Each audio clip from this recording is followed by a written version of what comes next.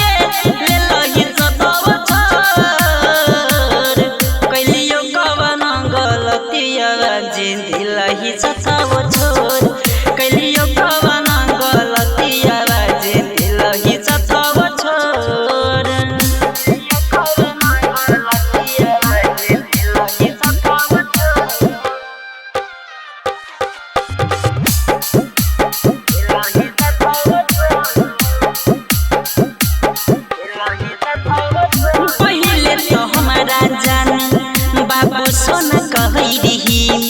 देखल बिना हमरा चुरतिया खाना बोल खाई रही पहिले त जान हमरा बाबू सोना कहई रही देखल बिना हमरा चुरतिया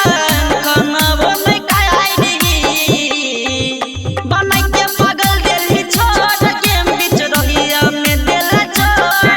बनाई के पागल देली छोड़ के बीच रहिया में देली छोड़ पहिलियो कवन कसुरावा दे ई दिलवा दिलही तोर पहिलियो कवन कसुरावा दे कोई दिलही सताव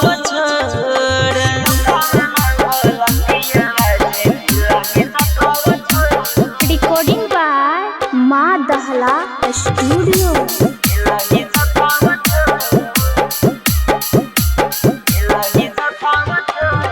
मुसीबत पर मुद पवन से भराई लेली मांग गे आगे देखी हो पिटल जान जाय छो तोहरा याद के मुसीबत पर मुद पवन से भराई लेली मांग गे आगे देखी हो पिटल जान जाय छो तोहरा याद के राजू के बोले कसूर गे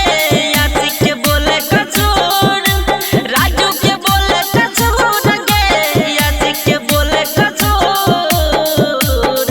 कलियो कवन गलतिया बाजे दिलही सताव छोर कलियो कवन